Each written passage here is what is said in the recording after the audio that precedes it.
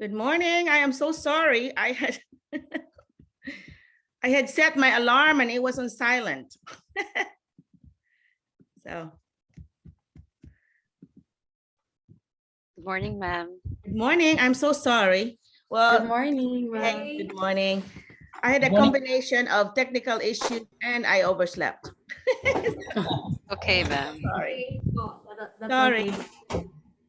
Anyway, all right, let's see. We have some new faces here. Oh, there's Kathleen. Okay, how do you say your name, Kathleen? How do you say it? Just Kathleen. Kathleen. Or just call me Kate. Kate, to be short. okay. Yeah. Good to know. Okay, so welcome. I'm so excited to see you soon. Yeah, same here, same here. Yeah, tell us about you. Hi, I'm Kathleen Hintuya, and I'm currently here in Vietnam, Ho Chi Minh City, Vietnam. And I will be teaching elementary art at JF Wow Elementary School. Oh, yes. Okay. Nice meeting you, Dr. Merlina. Merlina. Yeah. Merlina. Yeah, Merlina. Yeah, I didn't even put lipstick on, looks like. Anyway, so yeah, welcome. And so art, huh? So how long have you been in Vietnam? I've been here for about 3 years now, approaching to 3 years this August 9. To be exact. Good job. Good job. All right. So next, who's next? Let me see. Eugenia, you go with Jing. Is that right? Yes, ma'am. Yes, okay. Yeah, tell us about you. Good evening here in the Philippines. Good morning. Good morning, ma'am. So I am Aljania Tisumala. I'm 33 years old and I'm from the Philippines. I'll be teaching social studies to Helena West Central High School. Okay, you'll be at the high school, yes. So Mr. Simpson will be your principal, right? And so when you do your licensure here, your reciprocity, you're gonna need Arkansas history. So elementary, early childhood, and social studies teachers will need the Arkansas history. So so yeah, Kathleen, are you K-12? What is your high school too, right?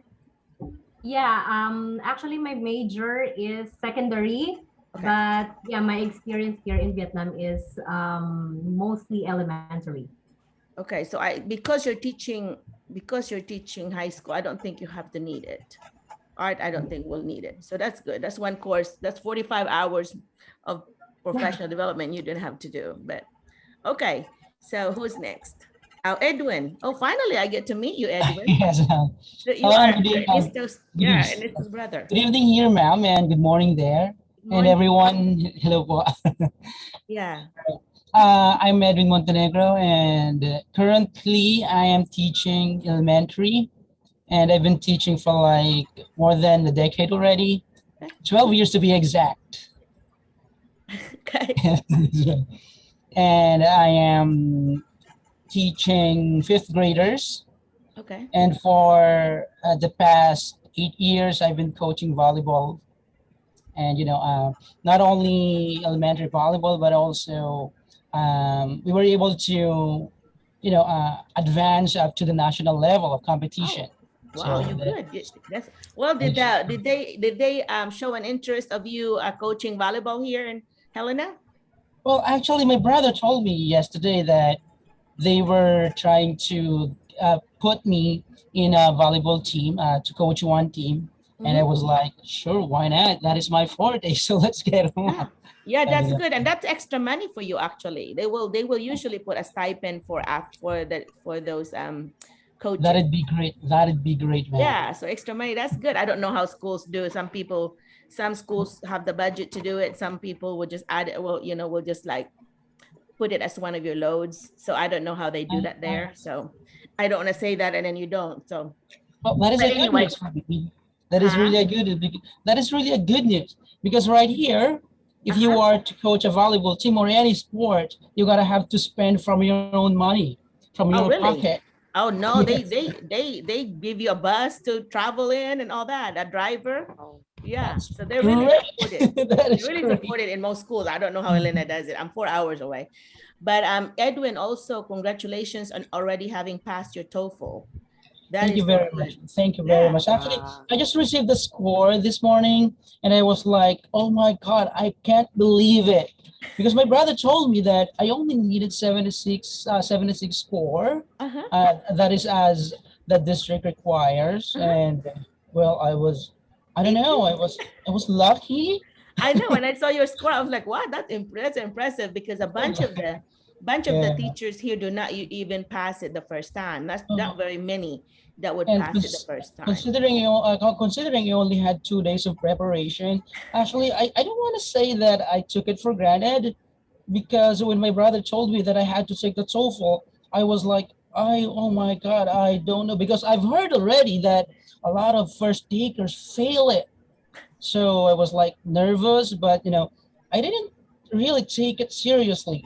And then last Friday, someone from the institution texted me or sent me an email saying that it would be this coming Sunday. That was last Sunday. And I was like, oh my God, I've totally forgot about it. And so I had only 2 days of preparation. Wow. How did you prepare, Edwin? Okay, actually I watched a lot of videos from YouTube. I also searched on Google, okay, how to pass the TOEFL. Okay. Well, they say that it is easy to pass TOEFL if you are a native speaker of English. But since I'm not, so I was kind of nervous. So I was like, okay, so whatever comes, I'll just take it. What were the tips that worked for you? What were the important tips that you can share with everybody? So the most important tip that I could give them is don't be nervous. Okay.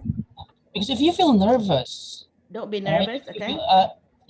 It's gonna eat you alive, and then it will really block your mind and ideas won't come. Something like that. Okay, yeah, so, that's right, because according to brain research, you have when your emotion, the amygdala in the front of your brain, it won't let you learn or do anything. That's why in our students in our classroom, we have to make sure that their emotional being is good, because no learning will come in. So yeah. So when the doctor was talking to me already, and I was like, I asked her if I could talk to her, just to ease the tension. And so, go on, you can keep talking. And then for about like 4 to 5 minutes, I was okay then. So, and then when I felt that I'm not nervous anymore, I was like, okay, I can do it. And actually the hardest part for me was the reading part. Yeah, well, everyone who just came in, we're talking about TOEFL. Okay, the reading part, why was it hard for you? You gotta have to read lots of passages, actually 4 passages. And it was like a novel long passages. And the first novel that I read, I am saying it novel because it was so long for me. The very first one I read, it was like I was focused on the passage, and then also there's the timer, okay. And then when the timers was running out, I was like, I wasn't even in the middle of the passage. Whoa. So I was so rattled because I was focused on the content of the story. Okay. And so then okay. When I got to the second story, I didn't focus on the story anymore, because what I need to do is to finish the whole passage. So the problem was when I was at the end of the set of questions, I need to summarize it. So that was my second problem, because I didn't really finish the second story, so I need to summarize it. And now for the third story, I just settled down and focused. I need to finish the story, understand the context of the story, and so actually that was my lowest score. Okay, well, after 30, I only got 18. Wow. So if you have to redo it, then what would you have done differently? I could, first thing again, I need to settle down, really understand the story, understand the passage, and don't focus too much on the content, but you need also to focus to finish the story. You don't need to grasp every detail, just that theme of the story, something like that. Okay, just to understand the story, that would be enough. Yeah, I am a K-12 literacy specialist, so I kind of do a lot of testing tips for in literacy. And so what I tell students and teachers, even when they take the test, is to read the questions first. And that way it gives your mind a purpose for reading. So at the end there, and like your summarization, if you know that, oh, I have to summarize this, so you need to kind of, really like pay attention to the story details, like who are the characters, what's the problem, how did they solve the problem? The problem solution is usually 2 or 3 steps. And then how did it end? So really, that's kind of how your mind needs to know. What's the setting, character, problem, solution. So yeah, if you have that story elements in mind, then maybe that would help. But it is very normal to hear that about TOEFL and reading, because being ESL or an English learner, it's gonna be taking you longer. I was an ESL director, and we were always told in my training that it takes 5 to 7 years to master the English language.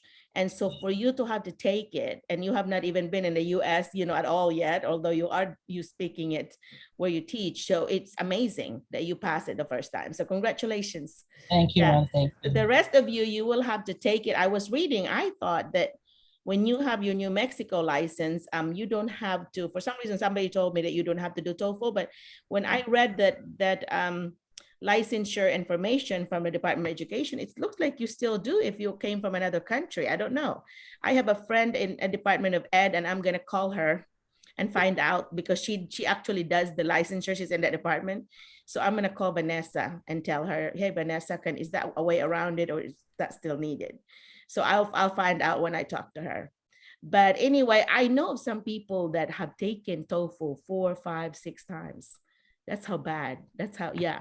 And it's mostly because they get so nervous, and that time kind of rattles them. And reading and speaking, I don't know why the speaking should be one of the higher ones. What was your highest one, Edwin?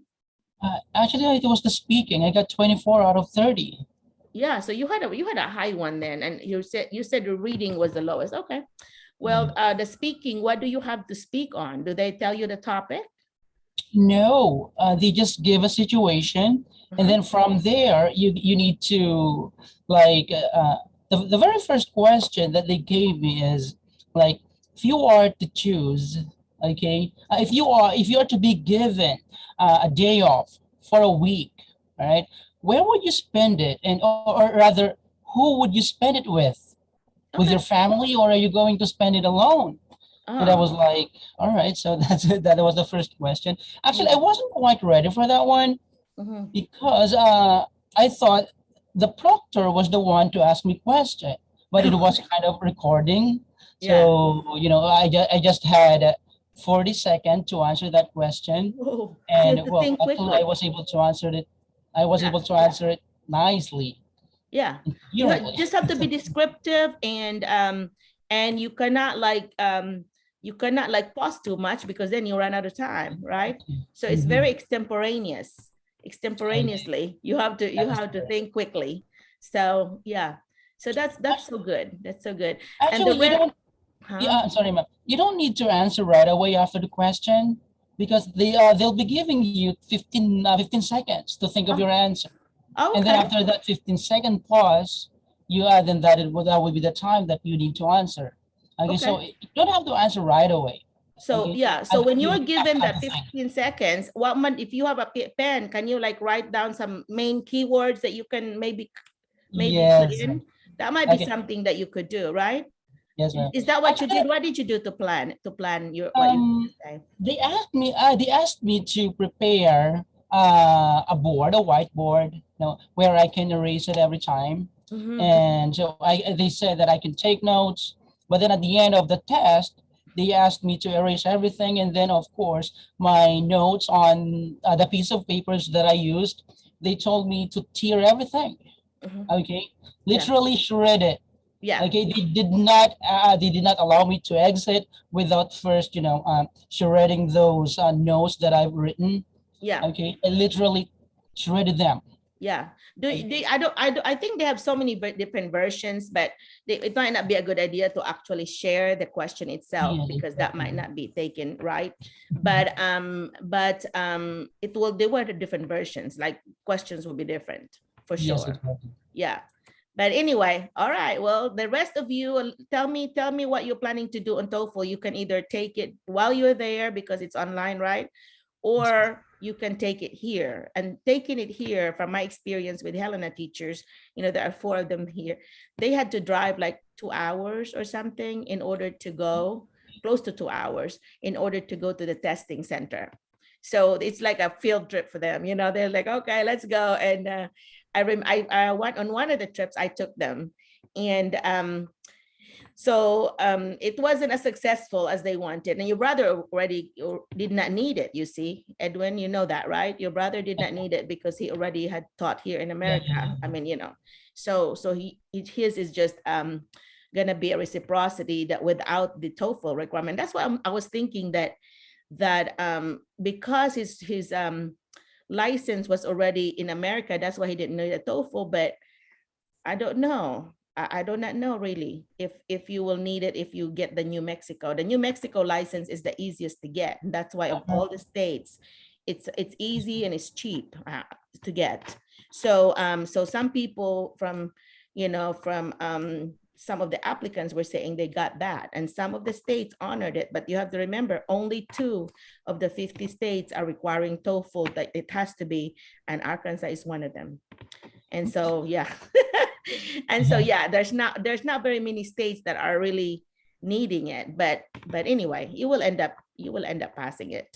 And if they don't need a TOEFL, what happens is you'll have to take the, I think, the foundations of reading or something like that to pass it. But I do not know if that is something that's required for, because this happened after I retired from the Department of Education. So I did not know if this was required for all of you or required for the literacy teachers. So that's one thing that I was also, I wrote down some questions I was gonna ask Vanessa. So I know that there is like a content test, like a praxis test that's asked, but I do not know if you have to do that if you already are in that area. I figured that you have to take it if you're in an out of area or out of level. You know, like my sister here, she's a teacher too, but she was like 4-8. You know, there's a grade 1, it's a K4, so kindergarten to 4th grade level, and there's 5-8, and there's 9-12. So if you have a K4 license and you want to teach 5th grade to 8th grade or 9 to 12, then you have to take that test in order for you to teach, to add that in your licensure, that you are also certified to go to that level. And she took that test and passed it because she was wanting to teach a higher level, you know, in another building in the same school. And she was kind of I think that principal was wanting to steal her from another principal, but she ended up staying. So, but she has that extra license if she ever needs it. But she's only 3 years away from retirement, so I don't think she'll ever need it. But it's, you know, it was good that she went ahead and did it. It kind of made her more flexible. Yeah. So anyway, all right. So who's next? Let me see. I got Kathleen. Okay, Jonna, how do you say your name? QView. Yes, it's Jonna, Dr. Merlina. Jonna. Okay, Jonna. Yes. Okay. Hi. Good morning, Dr. Merlina. Morning. Good evening. Good evening, Yeah. everyone. I'm Jonna, and I've been teaching for 10 years already. 6 years in the Philippines and 4 years in Jakarta, Indonesia. So I've been teaching different levels like first graders, second, and fourth. So I will be with Miss Kate in JF Wall Elementary School. All right. Yeah, there are so right now there are 4 of them in the elementary, and there would be 3 more added. So there'll be 7 of you in that same school. And then in the high school with Edwin and on the rest are 4 of you. So that's why there will be 11 total. And so I was excited when the school asked me to, like, I will be your official International Teacher Support, ITS. And so I said, okay, you give me the title. Thank you, Ma. Yeah, so I will be your contact. So anytime that you need any questions answered, like, you know, administrator, I was a former administrator, and we are so busy. Our inbox is always full. And some of us are better at managing our emails than others, because, you know, some people are just like you know, I'm hyper. So I kind of get things done, you know, like adult ADD type thing. But anyway, but I get things done, but some people are not, you know, they are not, you know, and sometimes they have a situation that they have so many things to do. And sometimes they don't have an assistant, for example. I do not know if the high school is an assistant. I know elementary, you got two amazing principals there, Miss McDaniel and Miss Hamilton. Miss Hamilton is the main one, Miss McDaniel. And Miss McDaniel is like the biggest supporter of international teachers. She would go above and beyond and would take you places and would come to your house and help you. I mean, I'm telling you, they're like you're like their Wow. babies. Yeah. Oh, So, and Oh, Mr. Simpson, I know I'm Mr. Simpson, but I've not really had worked with him because we never had any high school so far. You're the first set of high school teachers that are coming.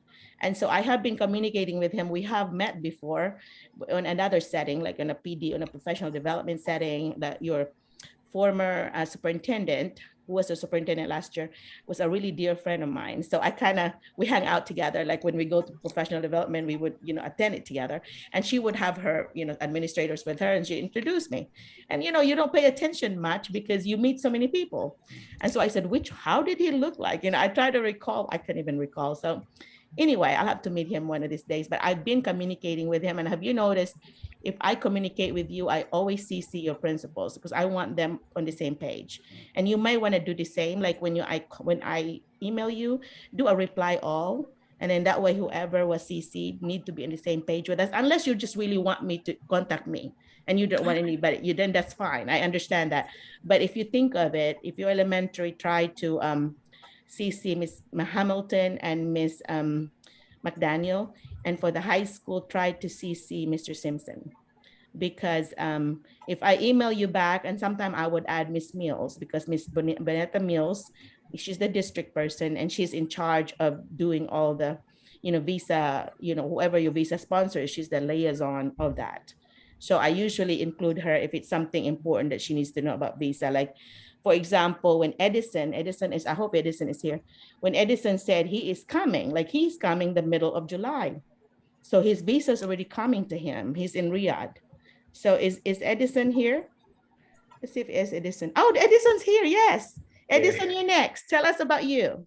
Yes, Doc. Assalamualaikum from Riyadh, Kingdom of Saudi Arabia. So good morning there in the US. Good evening, Philippines, and good afternoon from Riyadh, Kingdom of Saudi Arabia. So okay. I'm Mr. Edison Castillo Paneda, and I've been working already for around 13 years, 3 years in the Philippines and 10 years here in Saudi Arabia.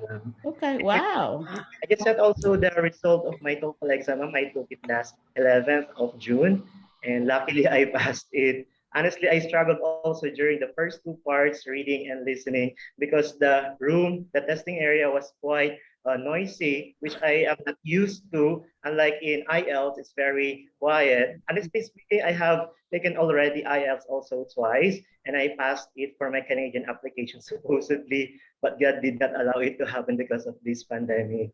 But probably God allowed me. It's my destiny to be teaching in Arkansas.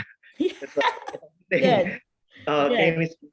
Yes, ma'am. So honestly, I struggled in the first two parts, reading and listening, because the room was very noisy. At the same time, I ran out of scratch papers, and the prompter was very slow in giving our scratch papers. That's why I was so stressed. The time was running, but I don't have any piece of paper for me to jot down all the information that I'm needing in answering the questions, and you are under time pressure. Really, it's very stressful. But fortunately, I thought I'll be failing my TOEFL exam, but fortunately, I was able to catch up with my speaking and what else? Speaking and the writing part. I got 23 in both areas, writing and speaking. So I was hired as a high school teacher in Central High School. Yes. I've been handling high school. Science. You're Mr. Simpson. Okay, tell me about your living arrangement that you have, because I know you've been speaking with Anna. Tell me about what living arrangement have you all set up? So initially, ma'am, a while ago, I have booked already my plane ticket. So I'll be flying by 17th of July. Yay! Next month, yeah. So I'm gonna be the first to arrive in Arkansas. Hopefully. Yes, I will meet you in the airport. I will. Yeah. I don't know who's gonna be with me, but I will be there with possibly Mr. Simpson. But what day is that? So I'll be arriving in Atlanta, Georgia, ma'am, around Sunday. That's gonna be Sunday. But I'll be arriving in Arkansas. It's already 12:40 a.m. of the following day, 18. Okay, so that is in the middle of the morning. I mean, so what I'll do is I will spend in a hotel there and I'll just meet you. But we don't have, that is actually part in my contract. That was supposed to be part of, like, I will do that. But most administrators really want to do that. But because of that time of the day and it is a weekend, I do not know what he wants to do. I mean, it's just gonna have up to him. I know he has family, and Sunday is usually a church day here, and most people are very religious and they cannot miss that. And so I cannot guarantee that I have somebody with me, but I know I'll be there. So make sure I have the itinerary so I can meet you. Little Rock is a small airport, so there's no way I can miss you. And it's very quick. Like once you land, you go follow the crowd, you go to the where you claim your luggage, and boom, you're out. And what I do is I usually park right outside where you get the luggage, so it'll be quick. So then I can drive you. It's about an hour something to your place in Helena. So yeah. Thank you so anyhow, much for that. Yeah. Yeah. So which means that once I get it, I will try to make arrangement, make sure we have a way to get in and so on. And oh no, you're gonna, if the house is not ready, I think the other 4 people, including Edwin's brother, Yes, said that you can stay with them, Yes. until, yeah. So that's good. I think that's arranged. So yeah, I'm excited for y'all to Actually, ma'am, Doc Merlina, actually, I forwarded already to you the details of my flight. Okay, I haven't checked it. That's why I was late this morning. I overslept because I had technical issues. I would have been late like 10 minutes, but it was 30. So anyway, so I apologize. The official result, ma'am, official result of my TOEFL to be mailed to me, and eventually I'll be forwarding it to you once it's available. And then I asked also Mr. Simpson about our housing, and then he said the house, I guess the owner of the house needs to buy furniture and then eventually would be ready for occupancy. Probably. Yeah, the furniture here is cheap anyway. I mean, it's not, you can buy, like, you don't have to buy your brand new one. You can buy some used one, and the used one look like new. So anyway, so if they don't want to buy, some of them cannot or do not want to. And some of them would say, I want to buy it, but I will raise the rent. And so you have to figure out in your math, if it's worth doing, like if they raise it by $50, $100 a month, well, you might be able to buy the furniture within the first 3 or 4 months or 5 months worth, of the difference. So just kind of do our math and see what the owner would say. Because I have rental houses here, rental apartments where I live, and my husband and I in real estate a lot. And so that 2 of my apartments I have furnished, but I added $50 more. So instead of $600 a month, I charge them $650. So can we have details, ma'am, of your apartment? Huh? Can we have the details, ma'am, of your apartment? No, I'm 4 hours away. I am 4 hours away. I have to drive 4 hours when I see you guys. And I go every week. And I usually go I think your contract with me, right? Your contract, I mean, that it's not approved yet, but it's already been, final drafted, is every other week. I will see you. And what I'm planning to do is in the morning, I'll go one building, and the other morning I go another building, so I could see everybody. And then of course I'm gonna have Zoom, regular weekly Zoom with you guys. And then you will have my phone number. You can text me anytime if you have any questions, or call me. So, but so they know I'm retired. I'm a consultant. So I am very flexible on my schedule. My husband is so good. I would always like, I have to go there or whatever. He does not mind at all. I think he seems like we're kind of glad of a break, I think, being both retired. It's kind of nice break from each other, I think. And so anyway, I like it because when I go there, I always spend the night because it's so long a drive. I have to come the day before. And a lot of times I go visit them and eat supper with them. I usually bring something, meat or whatever, I would contribute, but I always eat supper with them, because if I go out in the restaurant, it's not a Filipino food, it's all American food. And I want to eat some Filipino food, and they are the best cooks there. Your brother is one of them, Edwin. They're good cooks. Yeah. And so, very good cook. They take turns. Really is a good cook. Yeah, they take turns cooking. So I always I would call them and say, hey, what are you planning to eat for supper tonight? I'm planning to come. So anyway, and so I always warn them.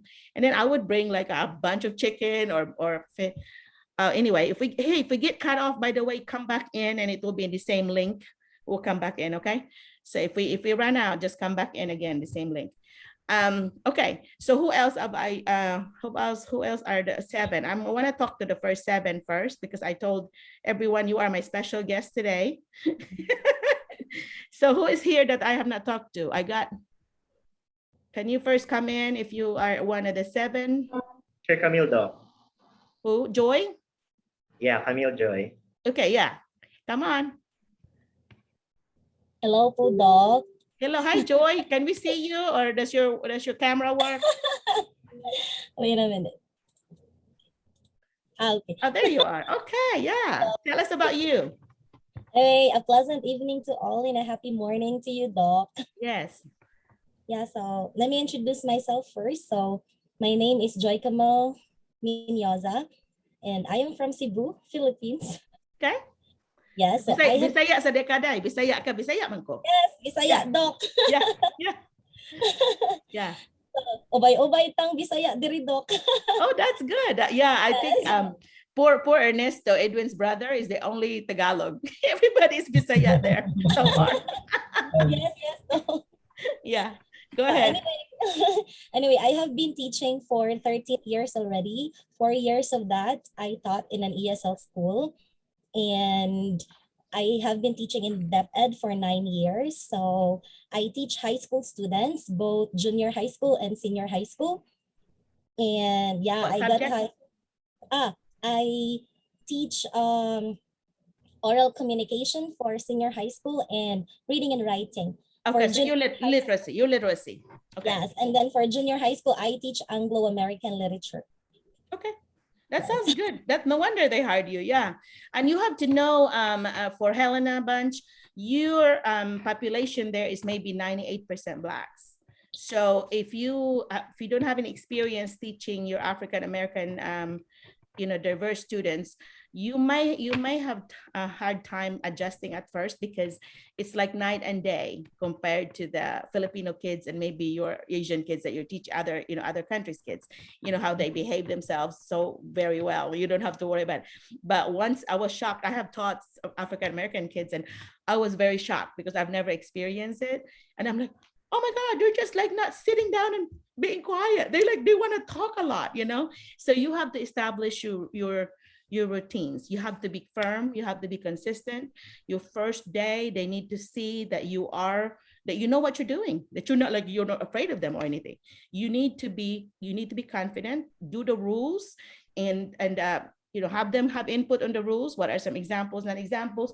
Post them on the board. And if they do not follow that, said, okay, check rule number 1 or number 2. And some of our peers, actually, teacher peers in the US would say, do not smile for the first month. But I don't believe that. I've always been friendly with my students, that they know that I mean business. I'm not going to be someone you can just step over. I may be short, I may be only 4'10", 4'9" now, I don't know, but I have a big voice and I can look at them and know that I mean business. They cannot just I'm not weak. And so anyway, I was so afraid when I first graduated in Arkansas State University in 91. I was so afraid when I started my student teaching in 90, because I'm like, oh my gosh, they're gonna eat my lunch. That means that they're just gonna be misbehaving and I can control them. Of course, luckily at that time, it was mostly in my area. It's mostly Caucasian, it's mostly white kids, and they act just like Filipino kids. They're like, you might have 1 or 2 that would misbehave, and you handle that, and principal usually helps you. But what I've always been determined that I'm not passing the buck. If I can handle this kid or a couple of kids, I can do it myself, because I do not want them to think that, oh, the teacher does not know how to discipline and would send you the principal already. That was always my last resort. I had more than 30 years of experience. So half of them were teaching, half of them were administrator. And so I must have sent like maybe less than 10 people of the so many years in the principal. Arkansas is one of the 9 states that would still spank children, will paddle them. But I do not even think about doing it. I never did, because if you put a mark on a student, the parents will take a picture, they could sue you. And some parents who had won, they had the teacher's license taken off. You are registered as a sex offender. And so anyway, so it's like a big thing to me. And in fact, even when I was principal, I told my superintendent when I interviewed, I said, I just want you to know that I'm not planning to spank anyone. That I'm not going to tell anybody that, you know, but I just want you to know, I don't know if you want to hire me after hearing this, but I would rather take them to an alternative punishment, such as, you know, they usually have another place, an alternative setting where another teacher is there and they only take care of the really bad behavior kids.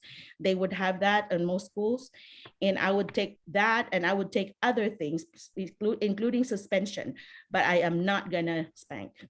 I'm gonna, if they really need to be spanked, I'm gonna ask the other principals to do it, but not me, because I was the only Filipino there. Everybody else was white. And so I could just see the headline of the newspaper, you know, this Asian or Filipino teacher spanking and hitting my child or whatever, you know, hitting a child. And I could just see that, the headline in my head. So I never did. So I'm not lying. When I was elementary, my first 5 years of teaching, I did spank a couple of kids. They were really, really bad. Like this child was spanked by every teacher, you know, that they had. Excuse me.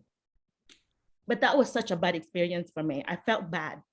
But you know, you have to have a witness. Whenever you spank, like, you know, in that experience, the principal was so supportive. It was male principal, and you know, you have to there were 2 boys, 1 boy, and then 2 years later I had another boy. But they were just so horrible. And you know what happened? They were so good after I spanked them. So like, it seemed like they have an extra respect for me, but I didn't like the feeling I felt when I was doing it, because I didn't believe in spanking my own children. I just rather talk to them or put them in timeout.